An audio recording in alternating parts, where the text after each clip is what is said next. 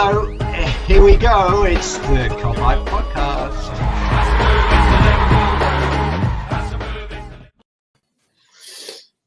What is happening, everyone? Welcome back to the Cop Eye Podcast and another match preview. Feels like a long time since the last game, doesn't it? But we're back again. We're back again for another one. I'm joined as usual by Jay, and I'm joined by Matt as well. I'm also joined finally by Team Coppish's Callum Sanderson. How are you doing, mate? Thank you so much for having me. I was saying before we came on, the amount of times we've tried to sync up with times and stuff, and I keep on letting you down. I'm truly honoured to come on the show, and thanks for your patience. No, that's not, mate. I mean, it's the second time I've seen you this week. So I know. Yeah, you're probably sick of me now, to be fair. Yeah, well, I was saying before, like, me and you were on it was like an Arsenal channel, wasn't it? That's the first time I met you. Yeah. Since then, we've been trying, and it's just diary clashes and whatnot. But we're here now, so thanks for coming on, mate. Really appreciate it. No, pleasure. But boys, we'll just start then straight off with the latest news about Hendo. Came out today about the 6 to 8 weeks out. I suppose that maybe is a good thing, considering, I mean, Matt was bringing all his negativity into the WhatsApp group saying he's out for the season. Don't worry, boys, he's gone forever. He's never coming back. But 6 to 8 weeks, in hindsight, isn't all that bad as a Callum, considering it looked like a bad one when he went down. Yeah, I mean, when he first went down, it looked really bad because Hendo's not a sort of player who actually stays down. Even when he gets clamped or gets a really bad tackle or actually hurts himself, he gets up pretty quickly. So to see him rolling around in pain, straight away I feared the worst, and I thought he maybe tore his hamstring, and then he started sort of pointing towards his groin and sort of massaging his groin, and then you're thinking, it's a groin injury, which they're never good anyway. And then rumours start coming out that he's got to have an operation, and you're thinking, that's not good, considering we're already in February, almost in March now, and you're just thinking everything that could go wrong, it keeps on going wrong. And then next thing you know, it's our captain, who arguably has been one of our best players this season. And then you're just thinking, this is it now. It's annoying, but hopefully, he comes back before the end of the season, but we still have him in and around the changing room as well, because I think that would be vitally important.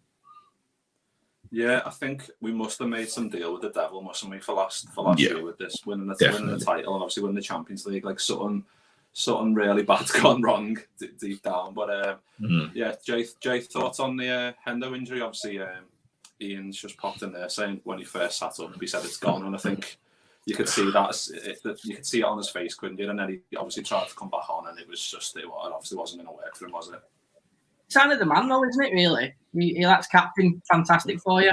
You know, it's the mould of Steven Gerrard of, listen, my leg's not falling off. I'm fucking gonna crack on with it, and you know, that's the way Hendo's been since he made his debut with Liverpool, and it's been elevated even more since he's had the armband. So it doesn't surprise me that he came back on. I know Ian's said in the comments shouldn't have been allowed back on the pitch. I you know, in hindsight, I agree with that now, but I don't think it come back on had done, and the damage had already been done, hadn't it? But it's a sign of the man who just wanted to carry on and be the captain that we know he is. But it is devastating, mate. You know, it's not the end of the season, obviously, like Callum said, but it's just 6 to 8 weeks is still a long time to not have Henderson. I know we were clamouring for having 2 centre backs in those positions, but that's not how I fucking wanted it. You know what I mean? I'm just gutted, but I'm just glad it's not serious on that part. Forget this season. I'm glad it just doesn't affect his career. That's the main thing in my book. Yeah, and I think the first thing I thought of, because like the CLs are only viable option this season now in terms of actually winning any silverware. The what? The CL. The CL, yeah. He's going to abbreviate everything now. You're all for them abbreviations. You can't. Yeah. Matthew can get away with them. You can't get away with them. Yeah. When JH went down injured, I was there. Oh no! Yeah, I know. I'm spending too much time on Twitter, you know. It's fucking getting to me. But yeah, the UEFA Champions League is our only viable option. There you go, Jay, lads. Sort that one out. But yeah, I was looking today at the quarter-final first legs are going to be played across the 6th and 7th of April. Second legs 13th and 14th of April, and then if we get that far, the semi-finals, first leg 27th or 28th, and the second leg 4th or 5th of May. So if he recovers quickly in 6 weeks, he could make that first leg, which would be a huge boost, wouldn't it, Matt? I don't want to be like the downer here, but we're only winning 2. That is true. That is true. We're only winning 2, and now we've got no Henderson for the second leg. So I'm not thinking that far ahead until full time against Leipzig. Fucking miserable bastard. Where's the kick button? Fucking hell, lad. Bring it. I'll answer again, but in a nicer way. Come on.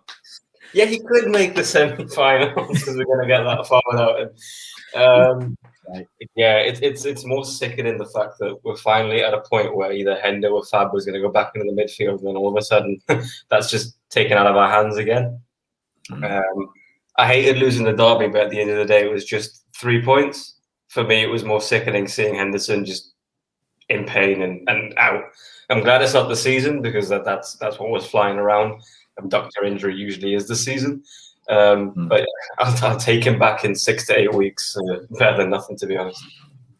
Yeah, and it's just more sickening because we had the first game in the derby against Goodison. We lost Van Dijk and Thiago for 3 months. Yeah. And now we're losing Henderson in the reverse fixture for fucking 6 to 8. Just like fucking does my head in. But apart from that, there's also been some more shocking news. Obviously, Alison Becker's dad sadly died on Wednesday. Jose Becker. That's absolutely horrendous news. And I know you put up a tweet, Jay, which I liked, about people clamoring on Twitter saying who's going to be playing in goal then if Alisson's not going to be fit. And it's these times where you need to show a bit of perspective and realise the footy, especially now, isn't the be all and end all. Like Alisson, his dad's just died. He's not going to be in the right frame of mind. So even if he's not in the line for the next couple of weeks, it's to be expected, isn't it?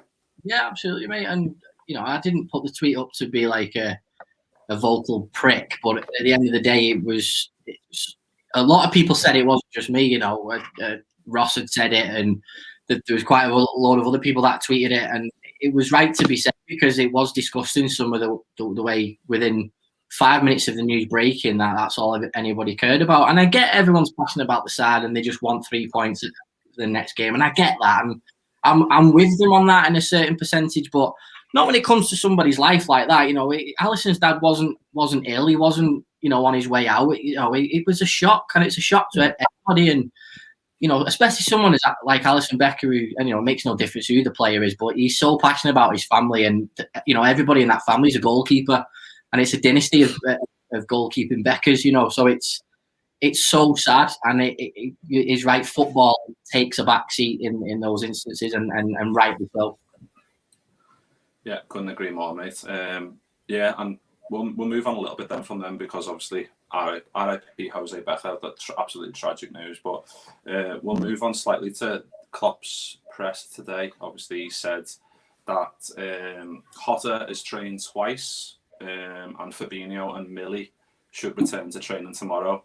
I mean, getting these 3 back fit and firing is absolutely key, especially when we've just been talking about how big a loss Jordan Henderson is, our captain.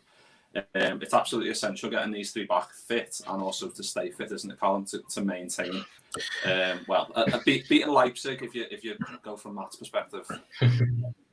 Yeah, I think it's extremely important, and Fabinho coming back after Henderson just being injured, I think, is a sort of somewhat of a light in a dark room. If you look at how we may have to line up now with having 2 centre-backs that, let's be honest, none of us going into the season would have said they're our first choice pairing, whether it be Nat and Davies, Nat and Kabak, or Kabak and Davies. Having protection in front of that back 4 is key. And dare I say it, Fabinho's the best in the world at doing that. So to have him back in his rightful position, in my opinion, would be brilliant. And then Jota, all season since he's been out, we've just seen that the front 3 haven't been doing their business. I mean, Salah's been scoring goals still. Mane and Fabinho just really haven't supported him in terms of output at all, in my opinion. And I know Firmino's got a lot of stick, but I think Mane's kind of gone under the radar, if I'm going to be honest, in terms of how much stick he gets. I mean, him and Firmino pretty much got the same output this season overall. And just having Jota in there just mixes things up. And I think we saw Jota's form, but also we saw how deadly he was in front of goal before he was injured as well. It made such a difference just having someone who was just calm in front of goal. a player that he gets in front of goal and rather than panicking, he slows everything down. The target becomes bigger, and you could see that whenever he was in front of goal, you felt like we were going to score, and he pretty much was scoring every time he got a chance. Yeah, and that's right, isn't it, Jay? Because like we've talked a lot about our defence not conceding that many goals. Really, it's been our ailments up the other end of the pitch, and losing Diogo Jota. I keep saying Diego for now. Diogo Jota has been massive, hasn't it? Because like Callum says, he knows where the goal is, and he can take a half chance and score, and then all of a sudden you start winning games again, don't you? Yeah, oh God, yeah. And loads of people have likened him to like Torres and Fowler and stuff like that. And when you hear stuff like that, it makes my water warm. You know what I mean? It's just lovely. Just lovely to hear. You know, because we have been missing sort of that essence. Now, don't get me wrong, Mane and Salah have been phenomenal last 4 years, but everyone's been saying like that sort of type of finisher we'd love in this side, whether that's to sit with the front three or as a backup as what Jota has been. And it's always a great boost at the end of the day. He's so hard-working. He loves playing for this football club. You can see that. And, yeah, he up until he got injured, he just couldn't stop scoring. So, you know, I'm hoping and praying we get to see him at the weekend. But whenever you see Klopp's presser and players coming back, and it's like always, well, we'll have to see. It's not just Klopp. Every manager does it, don't they? We'll have to see if he's ready and all that sort of stuff. And you just think, you've seen the photographs, seen the footy, he's got a big smile on his face. He's dying to play footy. Just chuck him in. And then at this point, what's the fucking worst that can happen? Let's get him in. Let's see our number 20 scoring again. Yeah, I mean, it's like I'm just looking at his numbers. He got 9 in 17 games, which like, and most of those got like the hat trick against Atalanta. It was just absolutely that was Torres like that hat trick. It was just absolutely phenomenal. Ian's just popped in. Jota reminds me of Kite with a better first touch. to be fair, Dirk's second touch was a tackle most of the time, wasn't it? But that's true. And he's got the pace as well. He's got the pace, and he's got all the other attributes like creativity in the final third. He can play across the front three. He can play as a 10. He can play anywhere, and that's why having him back in this team in and around the squad, it's only going to benefit us. So can't wait for that one. But let's look ahead to the match anyway on Sunday. It's away from home, Matt. Are you happy about that? Bearing in mind the way our home phone's been going recently. Yeah, no, because like that go-to football cliche of would you win at home, but you don't want to add Sheffield United winning at Anfield to the list of everyone that's come already. Yeah, for some reason we're better away from home. Whether that's pressure or whatever it is, people just come to Anfield with a bit more confidence now, so maybe going away does us good. But I'd like to start winning games at Anfield again. Anfield was a fortress, and we need to make it a fortress again, and running away from it isn't going to do that. Well said. Yeah, very true, mate. And but Jay, like we said on the last pod, when we played Sheffield United, I think it was last year, wasn't it, with the Gini Wijnaldum goal. It was a struggle even then with a full strength team, and it was only through Dean Henderson mistake that we got that win. So they're at the bottom of the league, but we can't take them lightly just because of that, can we? Especially the way we're playing. I was going to say, being generous, crediting Gini Wijnaldum with that goal.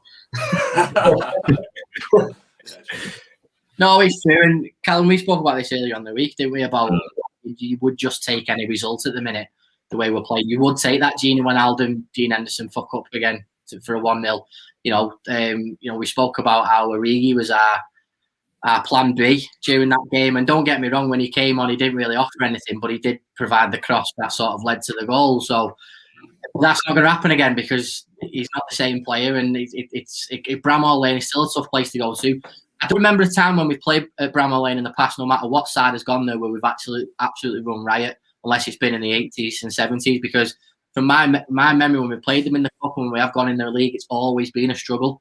Obviously, I do think the fact that when the fans are in Bramall Lane, because it's like Anfield, the fans are close to the pitch, that does make a difference. And they are a passionate fan base at Sheffield United, so I don't see that coming into play, obviously, because there's no fans in the ground. But still, Chris Wilder is just dying for a win. He's dying for a good result, and what better way to scalp the Premier League champions, and because right now everybody's doing it, so we have to be very, very careful. This isn't just look on paper, they're the worst team in the league. We've got to be realistic and think this is still going to be a struggle, because even though we were the best team in the league last year, we only just scraped it. So we have to be very level-headed about it, should I say?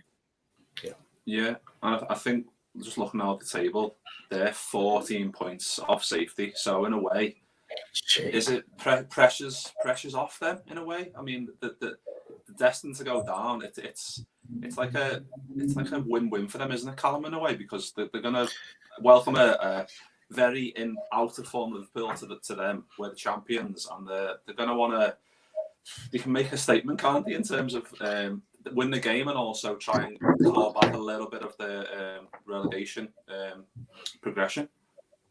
Yeah, I think there's two underlying stories to this game as well. Rhian Brewster coming back and seeing if he can actually score a goal against us and get his season up and running. Oh, he's going to score a hat-trick, isn't he? And then let's not forget Chris Wilder and Klopp are going back and forth. Yeah. Like they were scheduling a fight at the beginning of the season. Like I doubt Chris Wilder would have forgotten about that, which to me suggests he's going to get his team really, really up for this game. And as you said, like every time we play them, we struggle against them, no matter whether it's Anfield, whether it's a Bramall Lane, like we just struggle. And the form we're in now, it's horrible. I mean, their forms obviously are abysmal, but like you said, they've got absolutely nothing to lose in this game. Like if they were playing, let's say, for example, Fulham, for example, it's a massive game because there's loads of pressure on that.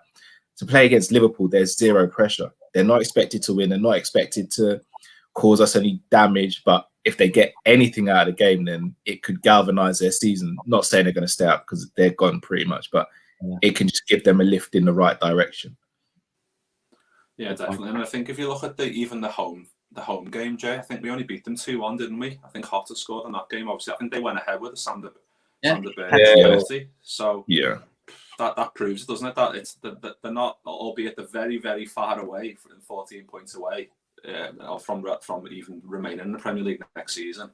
It's still going to be a tough game, and we need to treat it as such. And that's why I'm hoping Hotter, like you said, is back and thrown back in, because we need them in these type of games where a half chance needs to be taken. Yeah, absolutely, mate. Do you know what? I think about the game and I think how far away that home game is. I remember winning that game. I remember after the show we were saying, that's what champions do. That's what we do. We still take games that make the difference to winning the fucking league. And it's like, can I just go back to that? Can I go back to the moment where Sheffield United got and I was fucking teaming the fact that it was on the edge of the area and it wasn't a pen. I was like, take me back to that right now. I will, it's just devastating. So yeah, I feel like we're having the same conversation every where we expect Liverpool to win and we do score predictions and all that sort of stuff. But right now, mate, it's just my confidence is so low in this football team. Not from a mental state, because I do think that the lads do want the results, obviously, but it's just like the results just haven't gone our way. We're not like sat back like we were last season going, yeah, no problem, another 3 points, we're fine, end of the weekend. But again, the way the fixtures align at the minute, things could go our way and then we just need to put the icing on the cake, or things won't go our way all weekend and then the pressure's on even more, and that's where I get worried. Yeah, couldn't agree more, mate. But Dev's just threw in here, not really please, Callum. So that leads us nicely on to team news predictions. I'll come to you first, Matt. Who are you going for? You're starting 11. I think Kelleher will start, and there'll be back four, maybe Trent, Kabak, Phillips, Robbo, Genie, Jones, and Naby. I reckon your boyfriend's going to be benched. And then I'll go with the usual front three. Yeah, that's my face when I see him. Top corner. Top right. There's Thiago. Pass the ball. Just on Sheffield, though, I've just checked the table, and startlingly, they've got a win more recently than we have. We've both got 4 losses and 1 win in the last 5 games, but their wins come more recently than ours. So I really don't want to end the weekend with them having better form than us. But we just need to beat them.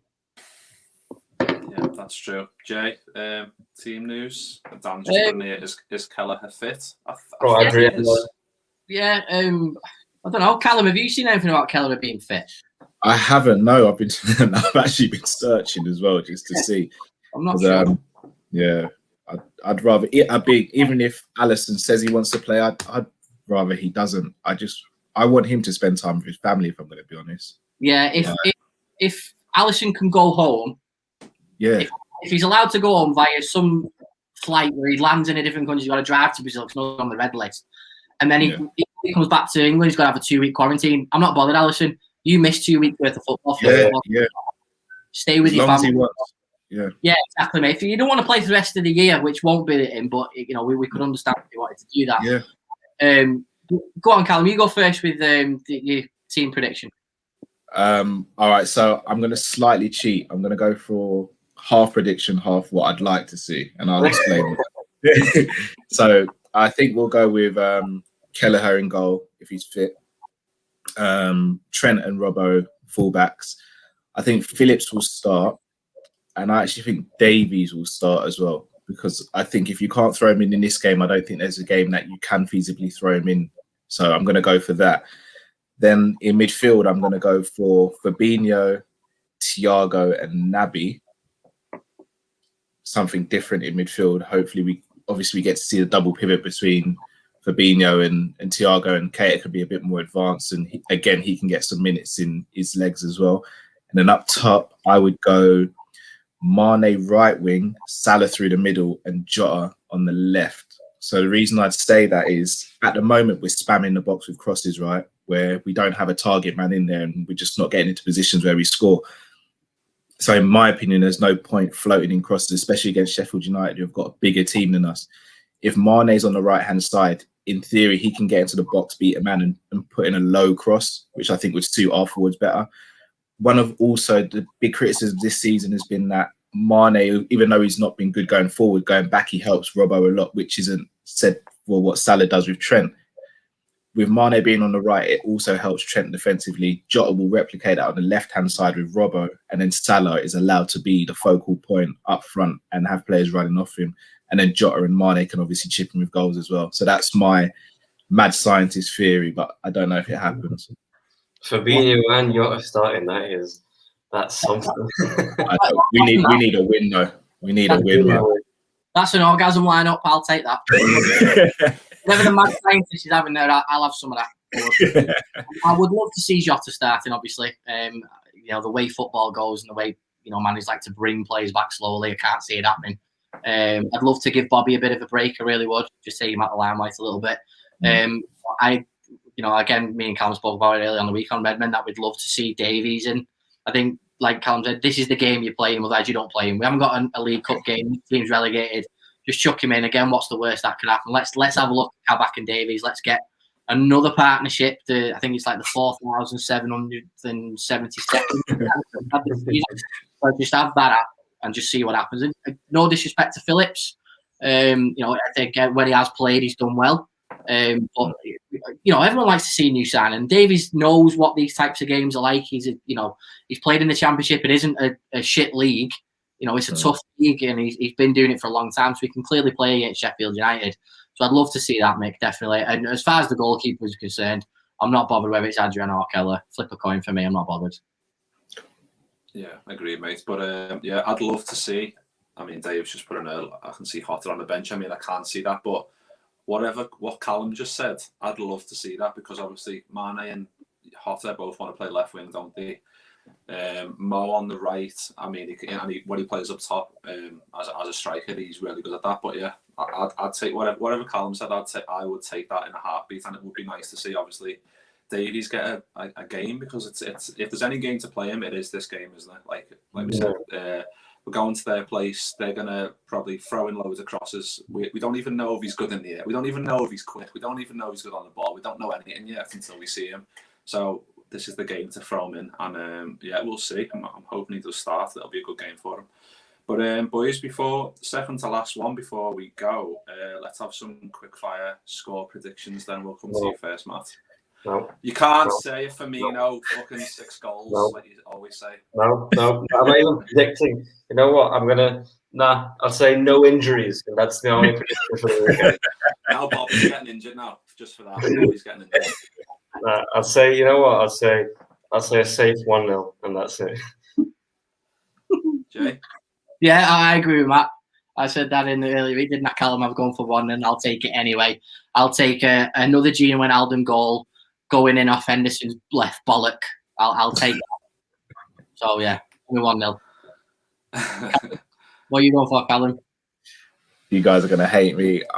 After I gave that big audition for a talk of it, I'm going 1-1.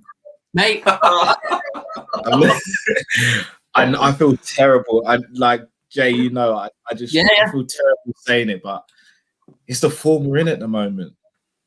Yeah, mate, you're spot on at the end of the day, pal. It's you know, some people would say if we're 1-0 down with 87 minutes to go, you take a draw, don't you?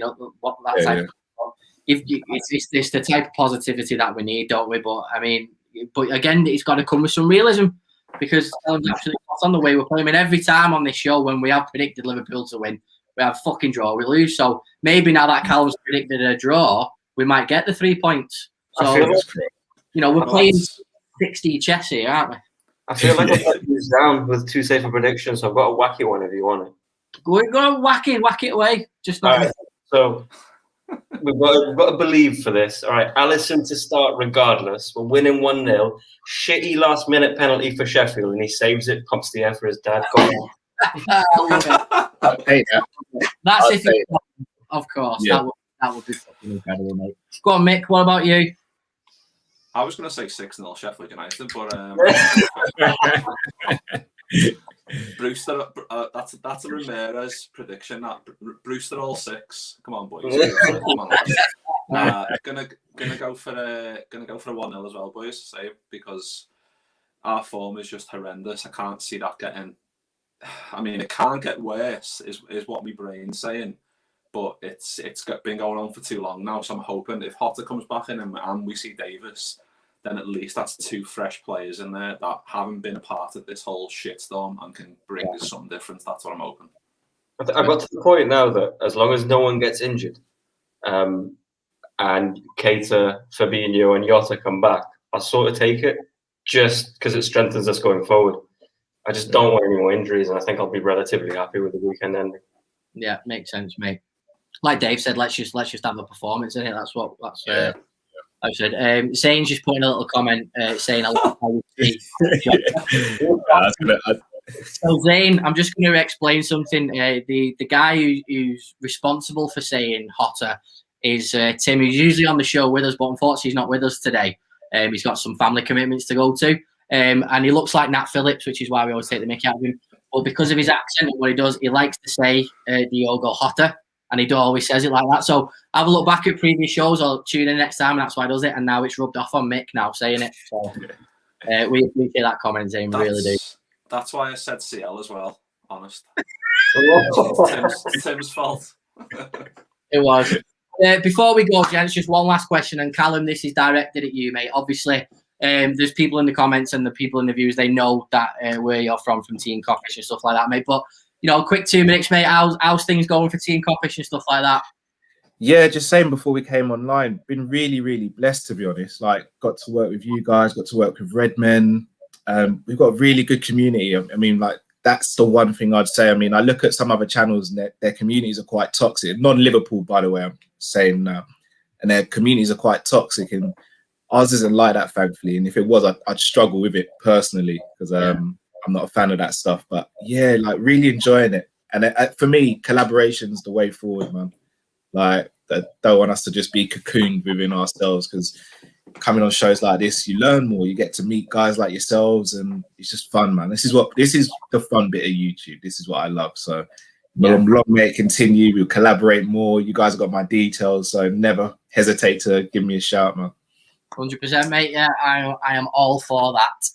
Mick, go on. We've done nearly half an hour now. I know young Matthew is wanting to do stuff, and it's a Friday night, so sign us off in style, mate. And obviously, we're back for the team news, won't we, boy? But crack on, Michael.